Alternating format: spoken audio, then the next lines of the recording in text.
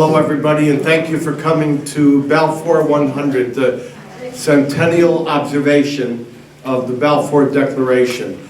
I had a presentation, but we're not going to do it because too many people are coming in and out. But I will look at my notes here.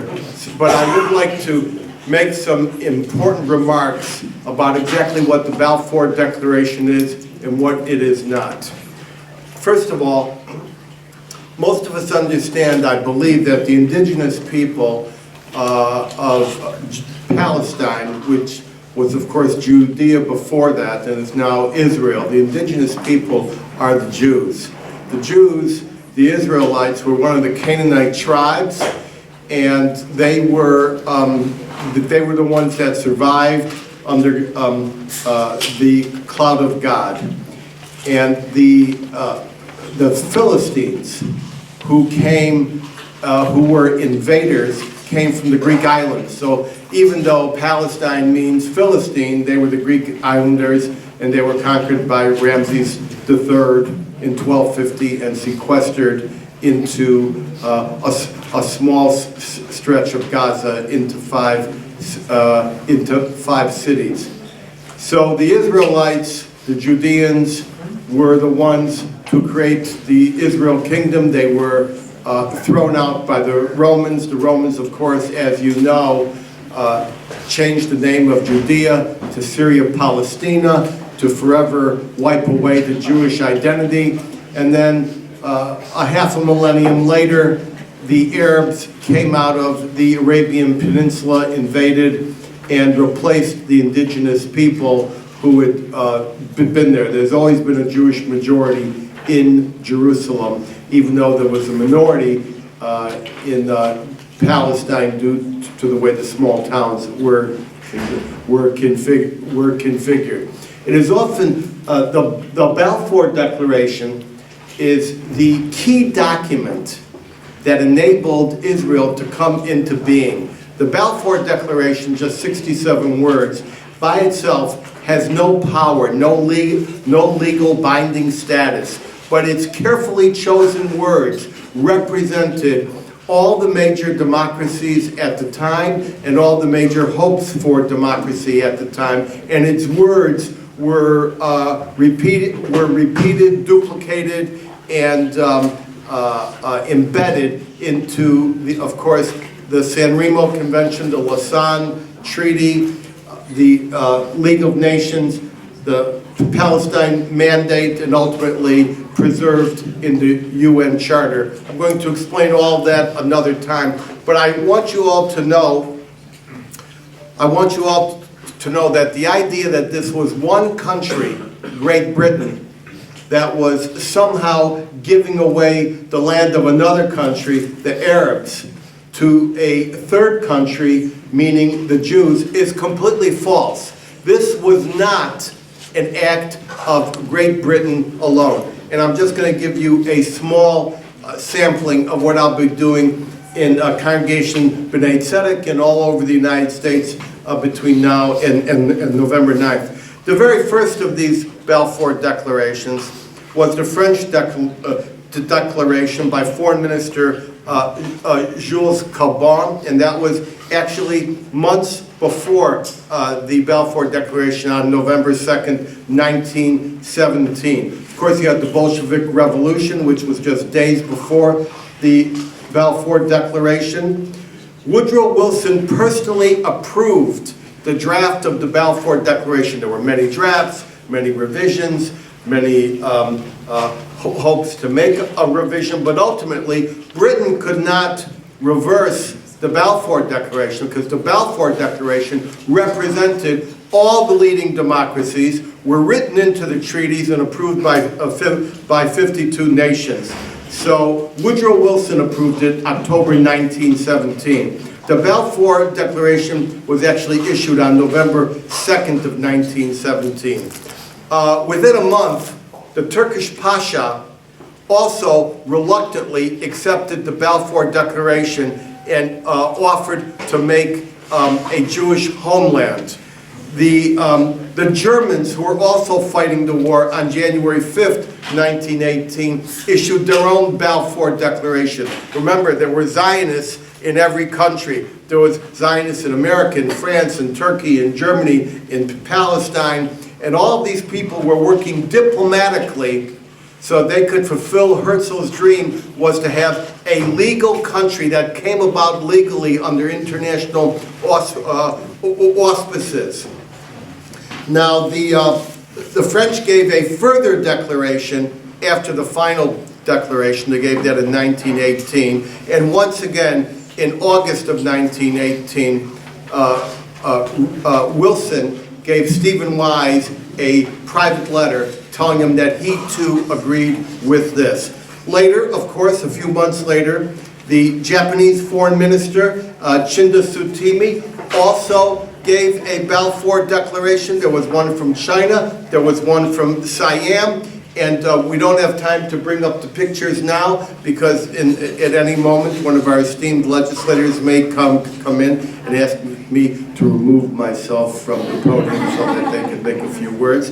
But I can tell you that on January 3rd, 1919, Faisal, who was the elected Democratic representative of the Second Syrian Congress, made a written agreement with Weizmann in a lot that was witnessed by Lawrence of Arabia, and he said, as long as we get Syria, you can have Palestine.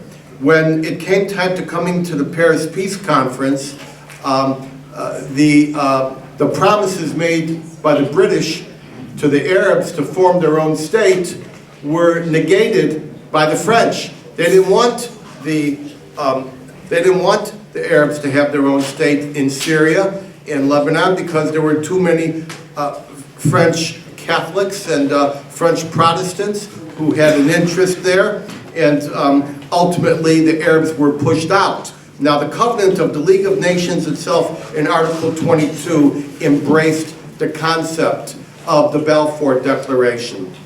On March 8th of 1920, no one's going to tell you about this, an Arab state was actually created. It was called the Arab Kingdom of Syria. And it lasted about 6 weeks until the French obliterated this state.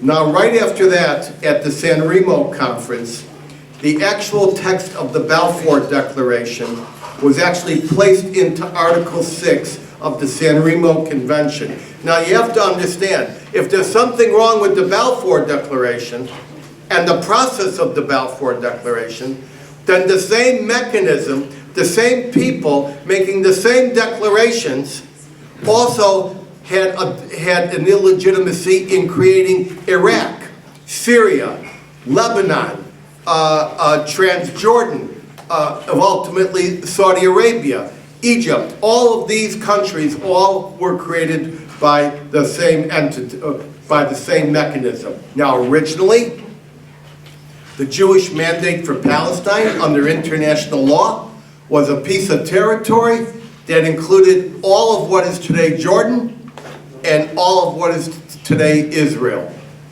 And Faisal, who was kicked out of Syria, was made the president of Iraq, and then on September of 1922, Winston Churchill created Transjordan out of 77% of the Jewish mandate, and he created, not with a vote, not with a plebiscite, but with a memo to the League of Nations. We don't have time to put all of these graphics on, but I can tell you that what was left was the 23% of the original 100%, and 5 other nations surrounding, which were Arab states. And this was never Arab land, this was Turkish sovereign land. And 80% of this Turkish sovereign land was actually owned and controlled by the Sultan, who of course had his empire taken apart after World War I for the genocides that he committed. Not only did they commit a genocide, a well-known genocide, against the Armenians of 1.4 million Armenians. But at the very same time, the very same Ottomans wanted to exterminate the Jews of Palestine. And most people don't understand that in 1914 and 1915, 16,000 Jews at Passover were rounded up and expelled from Jewish Palestine instead of being exterminated.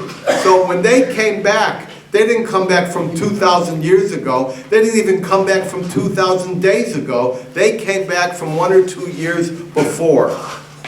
Obviously, when the UN Charter was written up, there was no finality in the determination of Jewish Palestine and its Arab neighbors.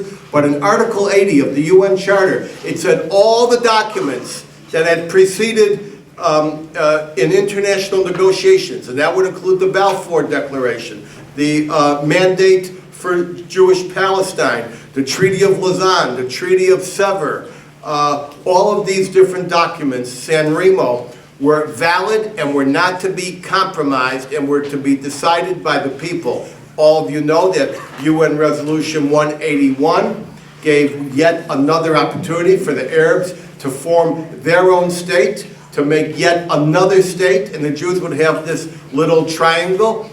The Jews said yes, the Arabs said no. They continued to legally purchase property, and then the whole effort was, how do we undo the legal purchase of property that has taken place because Jews have legally bought property.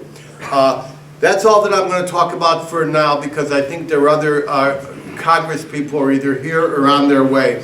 But while we're waiting for them, does anyone have a question about the Balfour Declaration and why this was not a gift as much to the Jews as to all mankind to finally put democracy in the Middle East? There had been no democracy in the Middle East for 500 years. The Jews got national rights, and everybody else got civil rights, equal rights. So what was Chaim Weizmann's role? Pretty big. Chaim Weizmann, there were two major, does anyone need to go for a vote? Sarah, are you voting? All right. Well, Chaim Weizmann was the key person in England. He also went to worked with the Chinese. He worked with Seattle, with Faisal. He worked with the Japanese. But Nachum Sokolov, as the head of the Zionist organization, involved himself in Italy. It was Sokolov who invented the term national homeland. Now, why did they use the word national homeland? They always knew it was going to be a state. But they wanted to avoid, and why does it say without prejudicing the rights of Jews in any other countries? Because what they didn't want is the national aspirations of the Jews to be compromised by yet another attempt to expel the Jews, eject the Jews, say you don't live here, you live over there, you can't even get over there. And why did the Balfour Declaration use the terms, the right of the existing communities shall not be compromised? They didn't get national rights. It was not designed for two people, for two states. They already had another 6 states going on. It was so that everybody had equal rights, regardless of their status, of their identity, of their religion, and of their culture. That had never been done. And that was one of the things that Chaim Weizmann did and ensured would be done. Next question. Be a Muslim. All right, I'll answer that question. Are there any Muslims who can visit Israel for whatever personal, professional, or touristic reason? Does Israel let them in? First of all, let's not confuse the word Muslim with Arab. Now, there are many Muslim nations who have full diplomatic relations with Israel. I was in the hotel room on Hanukkah last December when 13 majority Muslim nations in In Central Asia, the various stands were there. They had a celebration for Hanukkah. They each got a Hanukkah. As you know, Bibi Netanyahu visited two of those nations. They don't hide their connectivity to Israel. Their people can come and go whenever they want. You know that there has been a very vibrant relationship between the Kurds and Israel. These are Muslims, and I can tell you that even during the Farhud, which was the Arab attempt to annihilate the Iraqi Jewish community in league with Nazis on June 1st and June 2nd of 1941, the Kurds gave shelter to the Jews. The term the Farhud is itself an Arabic Kurdish term, meaning violent dispossession, is what it means. Now, there are many countries who wish to visit, many citizens of many countries who don't have relations who wish to visit. That would be Indonesia, that would be Pakistan, etc. But we must never forget, India has millions of Muslims amongst its citizens, and they have a vibrant relationship. And of course, we know that 20% of Israel is Arab. And so the answer is yes, Muslims can visit. Naturally, if there's no diplomatic relations, they can't visit. That didn't stop the Crown Prince of Saudi Arabia from popping in for a falafel a couple of days ago. Of course, the kings of Transjordan have gone to and fro.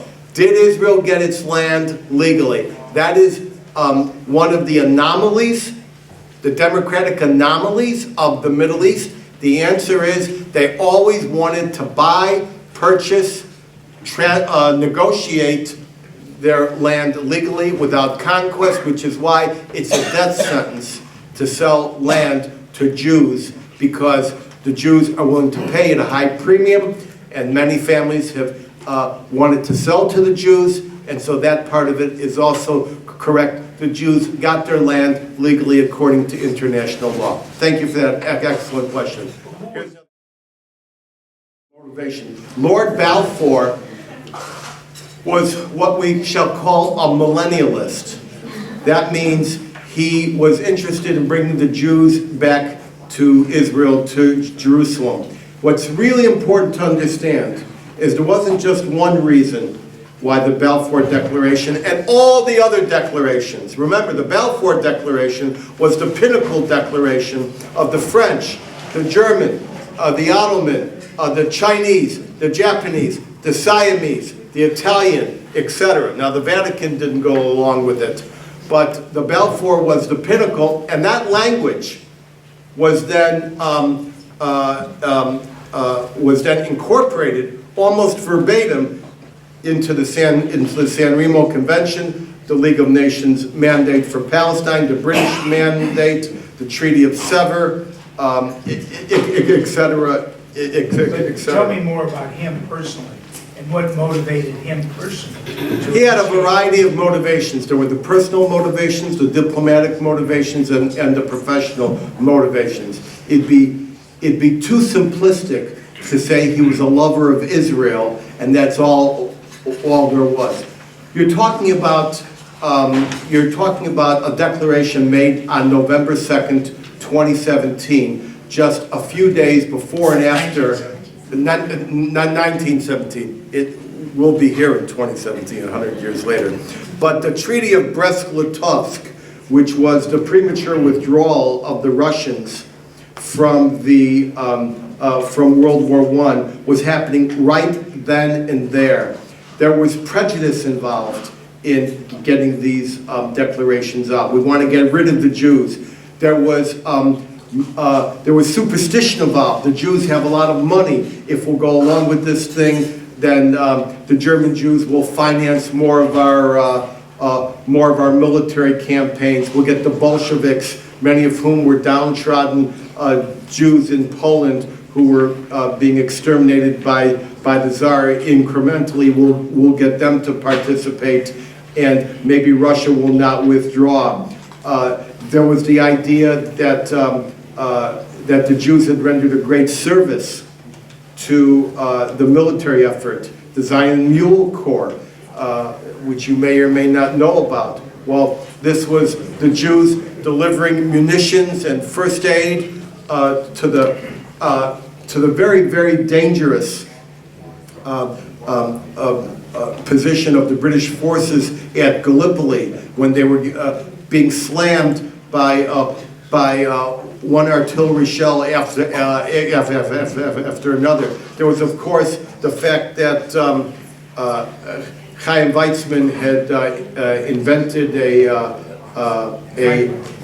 process for cordite, for acetone. When Winston Churchill and the Crown got in touch with him, they said, "Can you put it into gunpowder?" And he said, "Of course." He said, "Can you make it run for 1,000 shells?" He said, "Of course." He said, "Can you make it run for 10,000 shells in 1 hour?" And he said, "That'll take time." That was one of the things. Remember, it was the same motivation that led the Crown through Lawrence of Arabia to talk nation state to the Arabs so they would attack the trains. And of course, the Arabs never undertook the diplomatic processes. You probably have heard that there was correspondence between Whitehall and Hussein and Faisal. There was the so-called McMahon correspondence, 17 to 27 letters going back and forth. They were all secret letters. Everything done with the Jews on the Balfour Declaration, on the treaties, on the 52 nations, on the fact that the essence of the Balfour Declaration was ratified unanimously by a joint congressional resolution on September 21st, 1923. All that was public. All that was an effort to put democracy in the Middle East. And so it's a kaleidoscope of reasons, but the main reason was to give self-determination to the Jews. Remember, when you say Zionism, it's a two-word definition. Jewish nationalism is just a means by which Jews have to govern themselves, the same as the Greeks, the Armenians, the Kurds, the Arabs, and all the many other groups that at the end of the 19th century decided they wanted to express their ability to govern themselves and not be ruled from afar by monarchical and dynastic regimes. Well, first, our fellow Americans don't understand it because I'm now speaking to a room full of people instead of a stadium full of people. Although I'll be going around the country on this, although I lecture on this on college campus, in synagogues, I'll be at Ave Maria School of Law, I talk to high school kids. There is so much ignorance and misquoting and maligning of the Balfour Declaration and the various processes that our generation is losing its reference points on Israel, including the land. So, let's talk about one of your key questions. Isn't it Arab land? Legitimate question, correct? I don't think so, but many Americans do. So that's a question that we're going to have. Okay, good. Here I am, guys. Who in the room can tell me when it was Arab land? After they conquered it. You're talking in the 7th century. All right, but that was not a sovereign, that was a caliphate, that was not the Ottoman Turks. The Ottoman Turks had for 470 years. The Turks were not Arabs, the Turks were Muslims. In Jewish Palestine, or in Palestine, let's say that's a better term, there were Kurds, there were German Christian Templars, there were Druze, there were Sunni, there were Shia, and I have looked at the land documents, and the land documents are under something called the Ottoman Land Registration Act of April 28th, 1958, but then again you knew that. And under the Ottoman Land Registration Act, you had to work your land and declare your land in order to register your land. Prior to 1858, all the land was owned by the Sultan. So, after 2 years of everyone on all 3 continents having the right to register their land legally, guess how many registrations there were in the first 2 years of the Ottoman Land Registration Act? How many? 3. Who said 3? That's too many. 2. Now, nobody wanted to register their land. And why is that? Because when you register your land, you have to pay what? Taxes. And then one of your boys is going to have to be enlisted in the what? Army. That's right. So they didn't want that, especially since the Arabs who were living there hated the Turks. In 1905, when the last Turkish census was taken, there were 33,000 Jews in Jerusalem, and that was double the next nearest contender, which were Muslims, and about a third of those were Christians. Now, of course, no one knew where Palestine really was, how far up it went, how far east it went, and how far west it went. So there were various ways of measuring just what the population was. We can't confuse residence and civil rights with national rights. Israel is a pluralistic nation. The third largest political party is the Arab Party, all of which are against the state. Just because you live there doesn't mean it's your country. This was a matter of sovereignty, self-determination, but self-determination not to the exclusion of others, but to the inclusion of others, in the exact words of the Balfour Declaration, so that all the people living there who had previously been there would have equal rights. That includes the capitations. Who in the room knows what a capitation is in Ottoman Empire? Anyone? What's a capitation? What's a capitation? Capitation? There are all sorts of communities living in Palestine under foreign flags as residents of Palestine. Russian, French, after the last war in the 19th century. So there were thousands of people living there, and they weren't all just Arabs. There were other types of people too. There were Turks, there were Egyptians, they were Yemenites. Many of them were Jews. You understand that Yemen was originally ruled by Jewish kings. You knew that, right? I did not know. All right, to him you're right. So when people use this catchphrase, Arab lands, we have to ask, when were they Arab lands? The same people in the same villages who have properly preserved their property under law and haven't left it go fallow and have registered it properly, just like in our own country, in my own backyard in Maryland.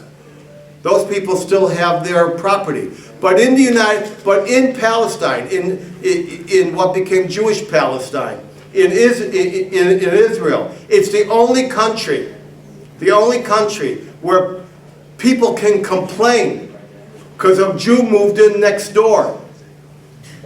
And the Jew moving in next door may have moved in to a formerly Arab-owned house. Property rights are real rights. People have the right to buy property, to improve property. They talk about the 1 to 2% of land that goes to settlements. I mean, the way they say this is taking up Arab land, these are lands that were never Palestinian lands. I can tell you this, the only reason the West Bank was called the West Bank, the only reason was because in 1948, Jordan invaded and grabbed it and annexed it, and Egypt grabbed Gaza. And they didn't establish an Arab state or a Palestinian state, they just absorbed it. The Palestinians until 1964 were the Jewish Zionists. They're the ones that made the Palestine Orchestra, the Palestine Post. They're the ones that made the Jewish Agency for Palestine. The other community was known as Arabs.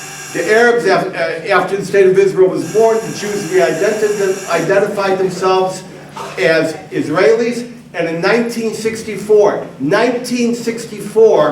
the Arabs renamed themselves Palestinians and had the first Palestinian national council. I might add to that, by the way, that I do have friends who were born in what we now call Israel before 48, Jews who have a passport that says Palestine. Right.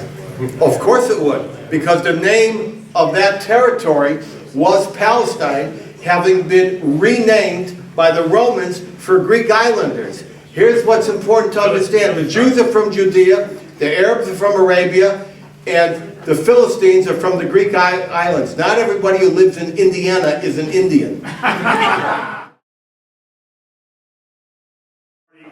Let me ask you a question. Let me ask you a question. If the grandson of Balfour had actually said it's a great idea, would it matter? It's enshrined in international law. Let me tell you something, who made Israel. Wasn't Balfour, wasn't the UN, wasn't 181, wasn't San Remo. The Jews made Israel, but they made it under international auspices. Now I'm going to show you something here, guys. Remember I said, here you go, let's take a look at this. Who were the Palestinians? What does that headline say? Read it, somebody. Arabs to boycott Palestinian goods. There it is. That probably good education. What's the date on that? The date is December 4th, 1945. Let me add something. Yeah. My great uncle moved to Palestine in the 20s. Yeah. The worst curse the Arabs could level against him to his face was, "You Palestinian." Okay. So now, remember also, please, 850,000 Jews were expelled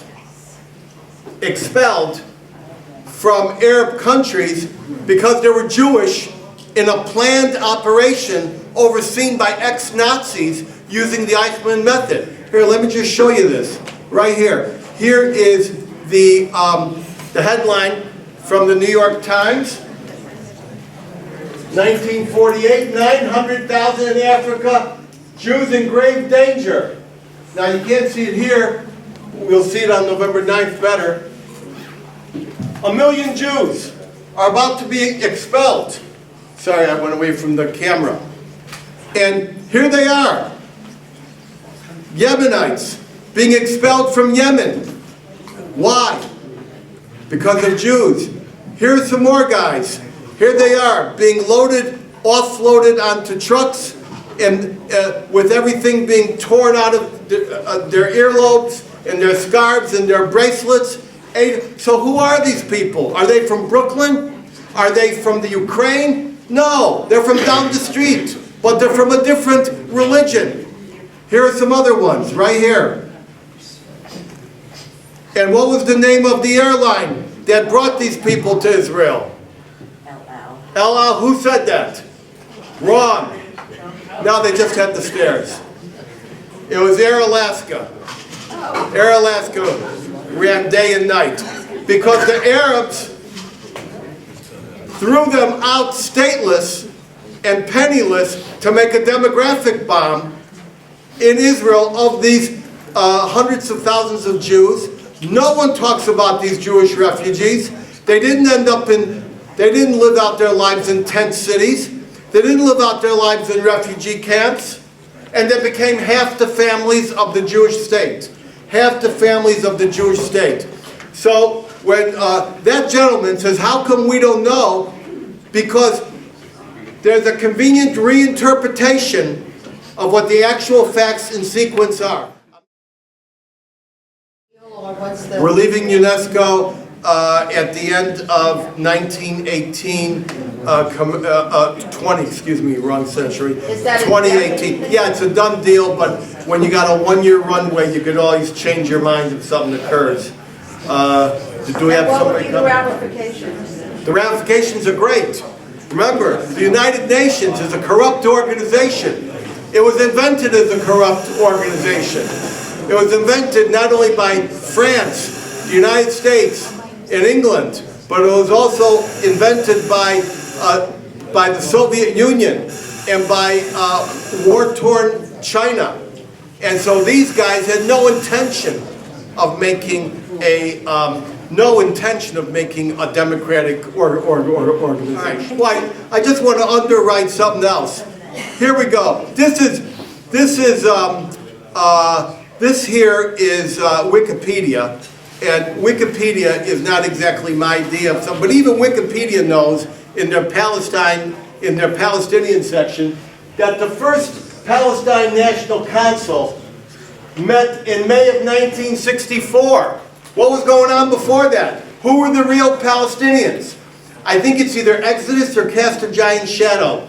John Wayne is talking to somebody, he says to Paul Newman, "What's wrong with you Palestinians? Don't you know the Arabs are going to kill you?" So history has been turned upside down. And they say history is rewritten by the victors. In this case, history was rewritten by the losers. All right. Thank you. Well, it's before the 1880s, but you're talking about Herzl in 1897. Well, I'm talking about the Christian missionaries, I mean, the hospices. Daniel Deronda. Hospice Which? Daniel Deronda. Right. Becomes the great novel of Zionism.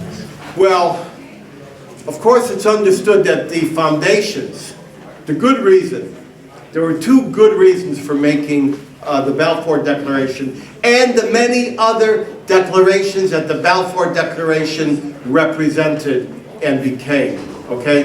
One of them was, of course, Christian Zionism, where they wanted to see self-determination be extended to the Jews.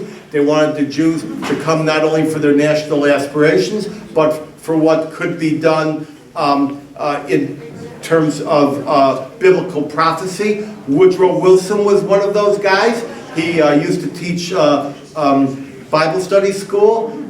He was very much a millennialist, or someone who wanted to see a Christian Zionist. For all his other flaws, and believe me, I wrote the book on Woodrow Wilson, and I know what he did wrong. But those two good reasons were underpinned, overpinned, pushed and pulled by a lot of bad reasons.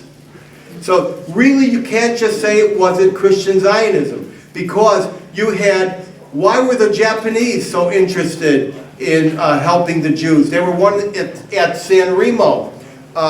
They were at, let's see if we have the Japanese foreign minister here.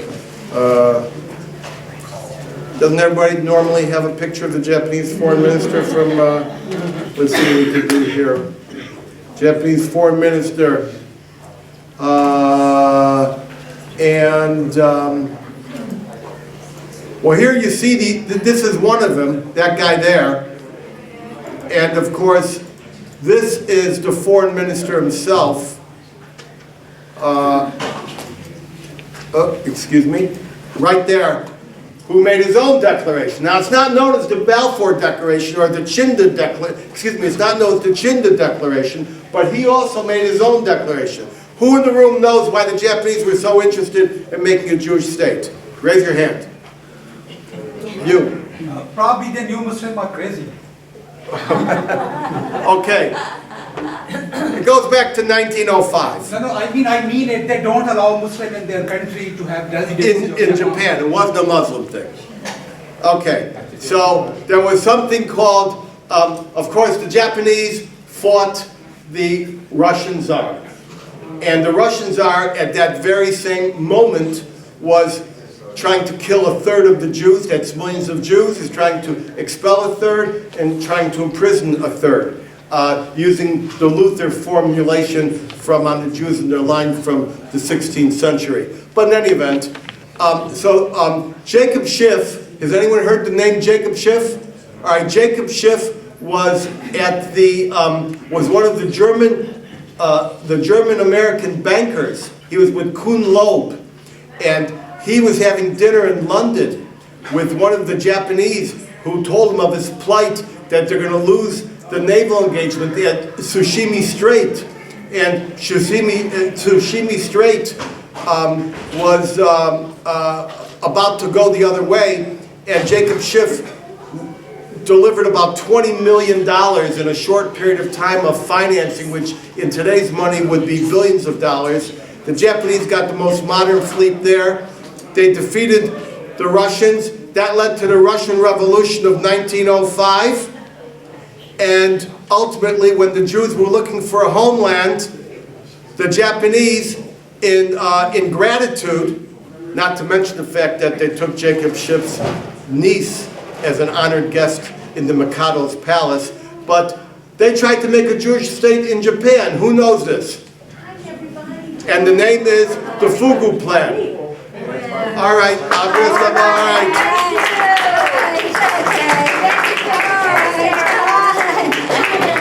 It took 100 years, but we got you.